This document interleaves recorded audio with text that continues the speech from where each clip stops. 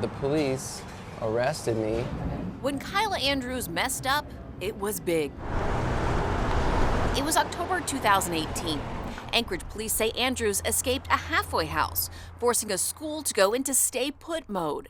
Andrews says he had smoked meth and heroin that day and hadn't slept. The state's been having problems keeping track of these guys. It caused so much attention, the arrest made the evening news. Andrews had fled police in a stolen construction vehicle and was tased before he was arrested again. Andrews was thrown back into custody with additional charges of vehicle theft, criminal mischief, and resisting arrest. I can't regret anything that happened to me because I wouldn't be where I am without those things happening. It is unfortunate that other things affected other people. But what I can do is I can talk about those things and help other people realize that, you know, it can be better. Today, Andrews says things are different. He's sober and started a recovery group. When we do drugs in Anchorage or wherever, everything we do out there is associated with the drugs we do. It's connected. It's all connected. Drugs connected him to crime. Andrews says he was arrested at least 10 times starting in 2018. He says he used drugs or alcohol in one form or another since 2003. I was essentially homeless.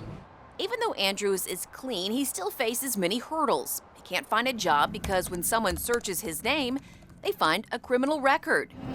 Andrews emailed us, asking Alaska's news source to update his story, which forever lives online. What if I was defined for the rest of my life by my worst mistake?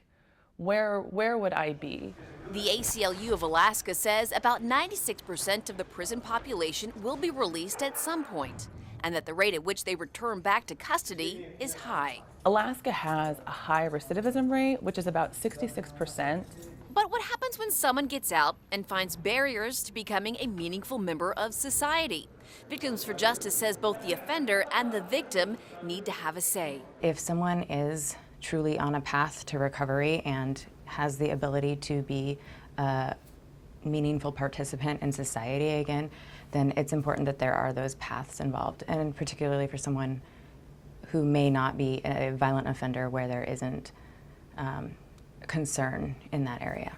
According to the National Survey on Drug Use and Health, Alaska was ranked as one of the top 10 states for illicit drug use. The national average is almost 9%, the state average almost 14%. Anybody with a felony conviction on their record is going to face a lot more barriers. Struggle plus effort equals creativity and inspiration. So, you know, without this kind of struggle, I don't know that I would have come up with these ideas to basically, help people.